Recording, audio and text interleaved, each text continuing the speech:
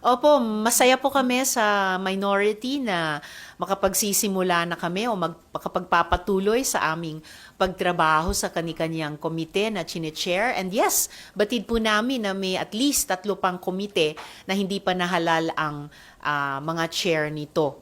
And naglo-look forward po kami para sa mas balanse naman kasi napapansin po kahit ng ating mga kababayan, hindi naman balanse yung pag-distribute ng committee chairpersonships para din maging efficient at effective yung paggana ng committee system namin dito sa Senado. So, umaasa kami o nag-hope kami na madagdagan pa yung mga komiteng lalaan sa minority. So may info ba na yung 3 remaining committee ay i-offer sa minority?